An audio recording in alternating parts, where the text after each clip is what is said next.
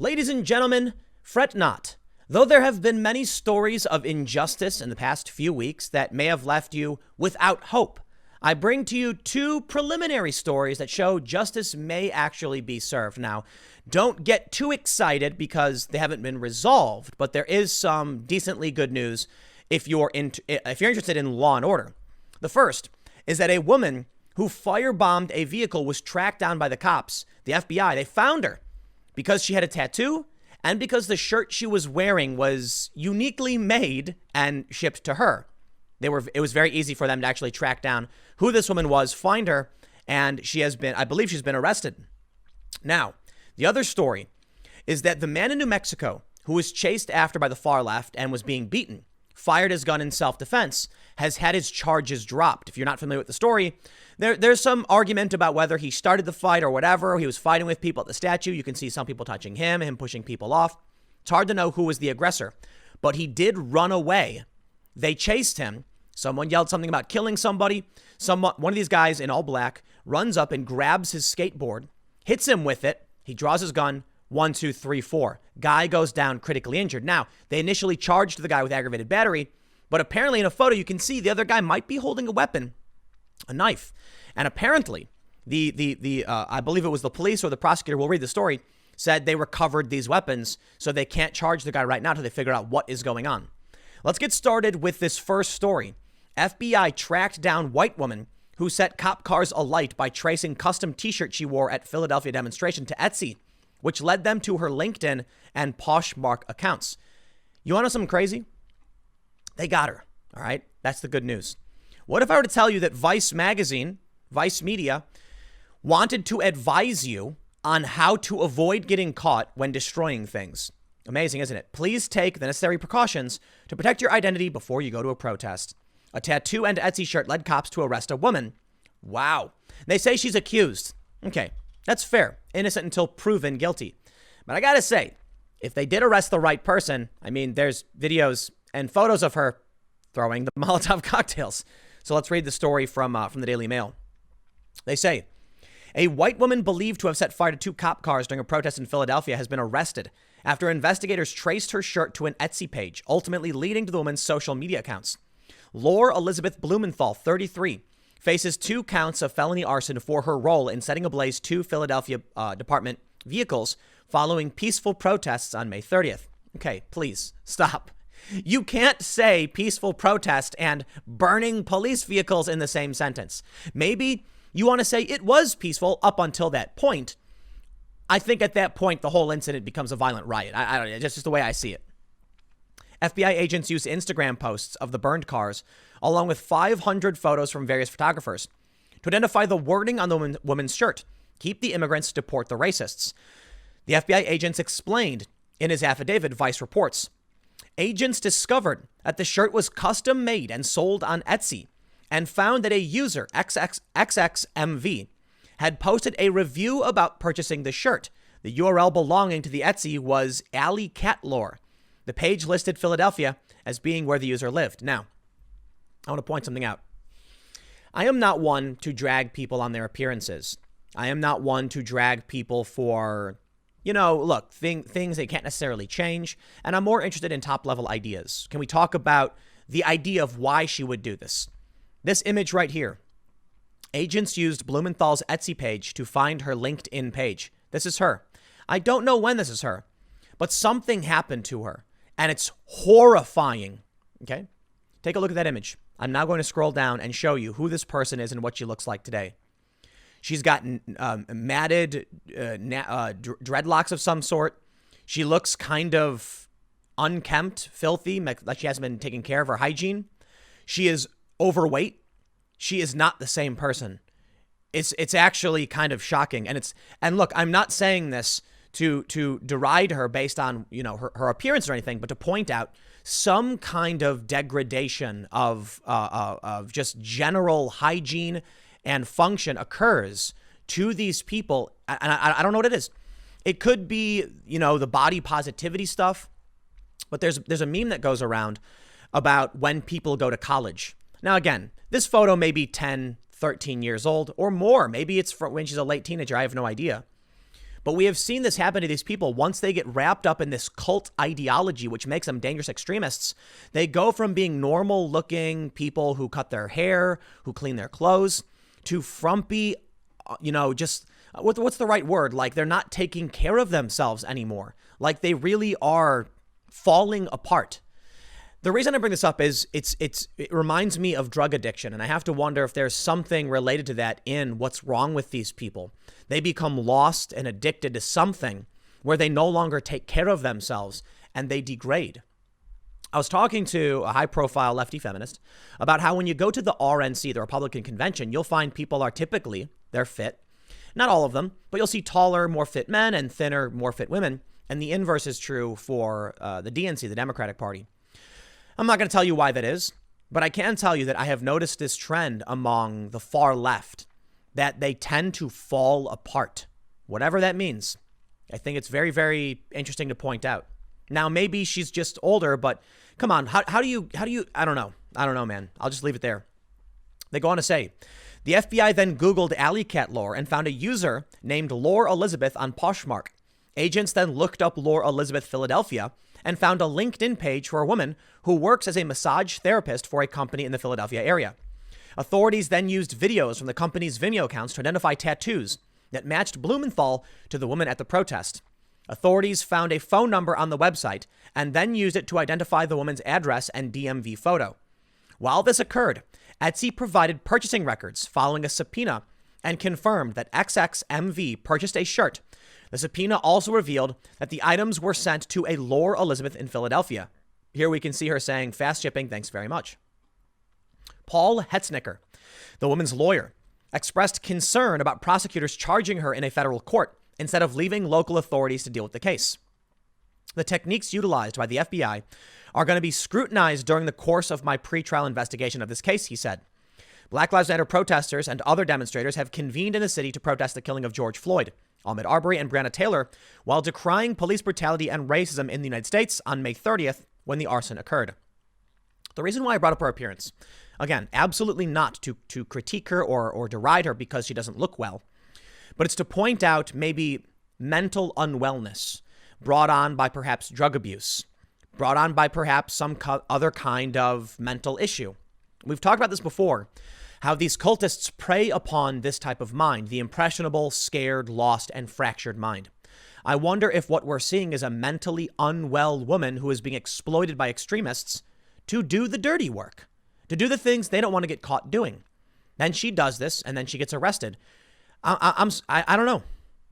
I think we're looking at a lot of people. We see a lot of these people out in the street. Many of them are homeless. They're squatters. These are people who are in need of some kind of help and therapy. And I mean that with the utmost sincerity and respect. Like they're unwell people who are angry and confused, and they're not, you know what it could be? There's a correlation between not eating right, not taking care of yourself, not exercising, and degrading into a poor mental state where you do something like this. And I'm sorry, I'm just going to say it. If you're someone who goes out with Molotov cocktails and firebombing vehicles, you are unwell. Like, period, you are unwell. Photos and videos taken at the scene show a woman using a burning piece of wood from a police barricade and throwing it on the rear window of a PPD sedan that was already on fire. The woman then takes the burning wood and then uses it on an SUV that was not on fire. Quote, "We at the U.S. Attorney's Office fully support the First Amendment right of the people to assemble peaceably and to petition their government. But torching a police car has nothing to do with peaceful protest or any legitimate message. It is a violent and despicable act that will be prosecuted in this district to the fullest extent of the law," said U.S. Attorney McSwain in a press release. I find it absolutely fascinating. Her lawyer's response is, "Oh, but the feds shouldn't do it." Shut up. It's federal law enforcement. What are you gonna do? You're torching a police vehicle. I'm pretty sure that's a federal crime. Anybody who engaged in such acts can stand by to put your hands behind your back and head to federal prison. We are coming for you. Law and order, baby. Hopefully it stays true. Blumenthal faces up to 80 years in prison. Whoa! If convicted, followed by 3 years of supervised 80? Was that what I'm reading that right? I thought it was 8. Wow, 80. She faces a fine of up to $500,000. The release notes that civil unrest followed the peaceful protest and resulted in widespread looting, burglary, arson, destruction of property, and other violent acts. Look, I think she's just not well. I got to be honest. I just think she is not well. It's a sad story, man. But let's jump over to still a tragedy. I mean, I got to be honest, man. I don't like hearing about people losing their lives. I don't care. Sorry. That's just me. You know, I'm going to give a shout out to Phil from All That Remains again, because I shouted out his tweet the other day. He said that the death penalty was immoral. It was wrong. And I 100% agree. And he nailed it with a tweet saying, I don't trust the government to fix a pothole. I'm not going to trust them to accurately end, like to end the right person's life, to put it that way. The way I've always explained it is, listen, innocent people do die on death row. And it is better that 100 guilty persons escape than one innocent suffer. Benjamin Franklin. Blackstone's formulation, 10 guilty persons escape than one innocent suffer. It's a serious compromise and it's a serious challenge, but I lean towards liberty. I will not endorse a state that will end someone's life because they cannot be sure. And that's it. I'll tell you what, man, these morality questions, these ethics questions, it's a rock and a hard place. Because if you let those criminals out and they victimize other innocent people, I get it. Now more innocent people are suffering. It's very, very, very difficult to figure this out. But at least I can say from a principle standpoint, I can't be the person endorsing that system. More to the point with this story, I am sad that this person, this far leftist, whatever their issues are, got shot several times. Anybody who I'm not a fan of people laughing and cheering for this stuff. I don't laugh and cheer for war. I don't laugh and cheer for violence, chaos, and destruction. I want to see creation. I want to see protection. I want to see what we would deem to be, virtuous, light, the creation, the expansion, the love, the cherishing. But I also recognize there is darkness. There is evil. There are bad people. This Antifa guy, this far leftist, attacked a man, swung a skateboard at him while he was beaten by 3 people, and this guy fired in self-defense. 100% agreed. Apparently now they're dropping the charges against him because they agree with this. Now they're still investigating. He still may be charged later on. But for now, they're saying it looks like these guys had weapons, and we don't know exactly, who's at fault for the most part. It may be justified self-defense. Based on what I saw, I would conclude personally it was justified self-defense. I am sad to see someone take several bullets, but I'm also sad to see this guy swinging a skateboard at him. I don't like any of the conflict. It's horrible, and I wish it would de-escalate because I'm scared about what comes after this. But I tell you what, man, I will defend your right to defend yourself. You should not be forced to just lay down and take a face full of skateboard where a guy is potentially holding a knife or whatever. You have a right to defend yourself. I'm not going to blame you for it. I'm just upset it had to come to this. And I think most good people will recognize death and destruction is awful. Even for bad people, I'll put it this way, right? The death penalty, I understand.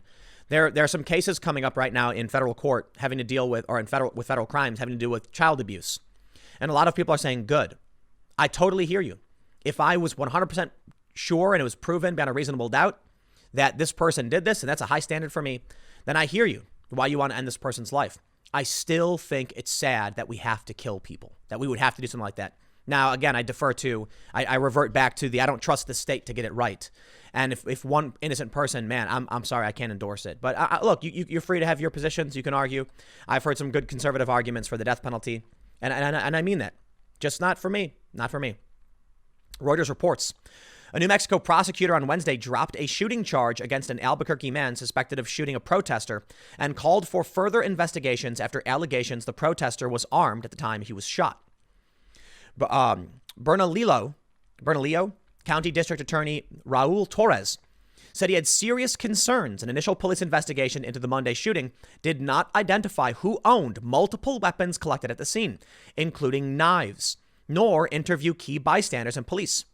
Torres dropped an initial aggravated battery with a deadly weapon charge against Stephen Baca, 31, after images emerged online showing protester Scott Williams, 39, holding what was rumored to be a knife before he was allegedly shot by Baca. Torres said he expected Baca to claim self-defense in the case. It looked like a knife, man. I'm sorry. It looked like he was holding a black blade. And when he falls, you see him drop something. If they recovered a weapon at the scene, stands to reason Baca saw a weapon and went, oh no, what do I do? And he defended himself. Quote, there have been rumors on social media about what transpired in the final seconds before this, and we are actively looking into those and whether or not this was justified. Torres told an online press briefing. The reason he is not facing that charge right now is because this investigation is not complete.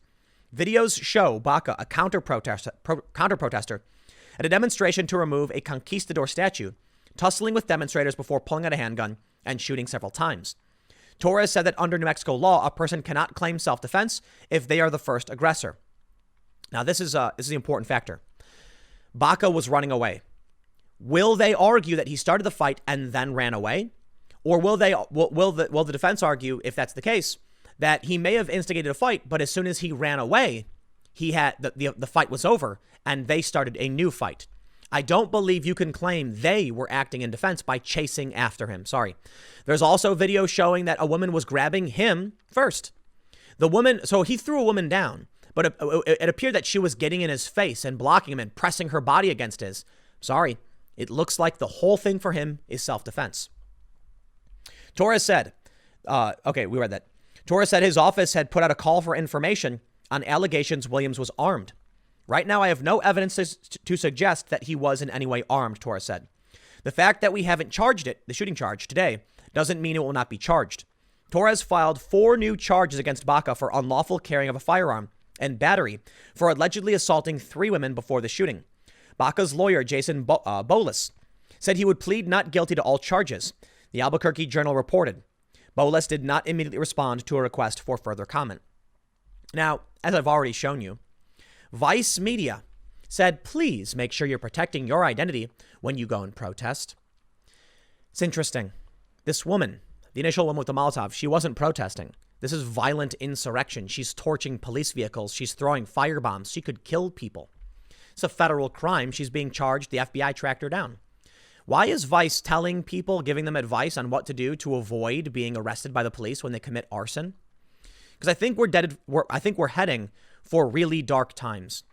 Now, this is, look, these stories are net negatives in a sense, but perhaps there's hope here. Right now in Atlanta, I covered this and you've probably heard the news.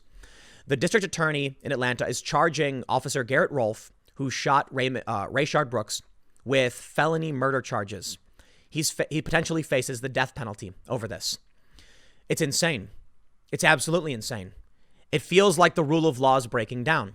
Like I mentioned several times, you may have heard it. New York won't prosecute protesters, but you can't go to church. Fort Worth has dropped rioting charges against people who are rioting at these events. That's morality policing. And the DA is going to put someone potentially on death row, charging them with a very, very serious crime for doing their job and defending themselves when someone fired a weapon. That's scary. That's morality policing. That's the dark times. But this should be, even though it's kind of negative, these are crazy stories, still a little bit of hope. Why? It's 2 stories showing this woman who thought she could get away with violently attacking, public property and the police. She's been arrested. 80 years in prison. And a man who was defending himself against a lawless mob now has his charges dropped. These stories may change. Maybe the woman with the Molotov gets off. Maybe they argue some technicality and the feds are forced to drop the charges and she gets away with it. We'll see. Maybe they investigate and they ultimately determine this guy who defended himself is at fault and they actually end up recharging him. We will see. But I think there's dark times ahead. Steven Crowder, you may have seen, he put out a video earlier, just a rant on a cell phone, and he mentioned civil war. I agree with him. And I'll mention this because I've been mentioning it a lot more lately because of what's been going on. It's not going to look like the American Civil War. This is a bias Americans have. Look to other historical civil wars. They pop up randomly. It's going to result in a street battle in D.C., someone storming the White House, some ridiculous nonsense. And the protesters have already tried tearing down the security barricades, and they torched one of the buildings at the White House, one of the checkpoint buildings, I guess. Civil war is not going to be armed factions marching in fields. It's going to be a group of insurrectionaries storming the gates of some building, and it's when they have institutional support from people in government, and people in government are already saying insane things. They're calling Trump a traitor. We are closer than we've ever been. But now with the prosecution from the DA in Atlanta, I think this is past. We've crossed the Rubicon. This is the red line. Claiming that this officer killed a non-aggressive man who was sleeping in his car is now going to create an army of fervent zealots who don't know the truth and don't care. That's why I highlighted these stories. The next segment I'm going to do over at 4 p.m. A professor warned, I believe it was 10 years ago, that he was tracking what was happening and is now saying what may come next is a civil war. Something I've talked about before. But I want to give you a little taste of positivity before we go into the darkness. This segment talked about law and order being upheld.